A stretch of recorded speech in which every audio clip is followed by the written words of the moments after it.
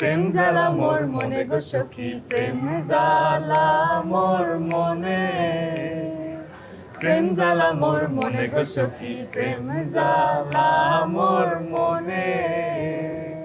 কষ্ট না, আমার তো কষ্ট লাগে না, আমার তো মজা লাগছিল। বাট এই যে একটা সিন আছে, কষ্ট বলতে একটা মোমেন্ট শেয়ার করি। আর যে আমাদের এই যে কি জানি বলে যে এটা কি বলে?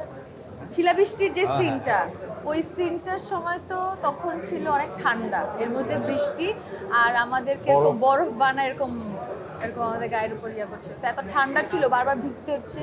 ওইটা করতে করতে একটা টাইমে মনে হয় মানে হুশ টুস হারাই গেছিল মনে হয়, শেষ Body দিকে numb হয়ে গেছিল। নাম হয়ে গেছিল আমার পুরো, আমি অবস্থা খারাপ।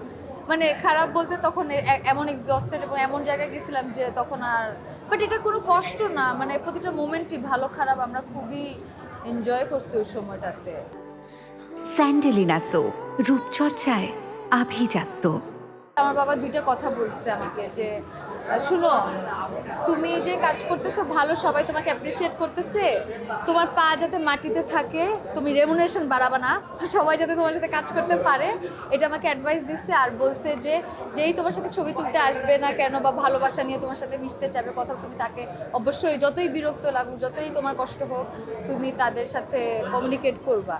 তো আমি এই যে ভালো কথাগুলো শুনলে আমার একটু ভয় লাগে, আমি চাই যে আমার মতনই থাকতে, চুপচাপ যে কাজ করতেছি করি, কিন্তু হ্যাঁ মানে আমি যাতে এরকমই থাকি আর কি। আমি আমার বাবা মার বড় সন্তান, আমি চাই যে বাকিটা সময় তাদেরকে যাতে ভালোভাবে পাশে থাকি, যাতে আমাকে সন্তান হিসেবে তারা যাতে মনে করে যে না, যে মানে জীবনটা সুন্দর, মানে একসাথে থাকতে পারি, এটাই দীর্ঘায়ু কামনা করে আমার বাবা মার।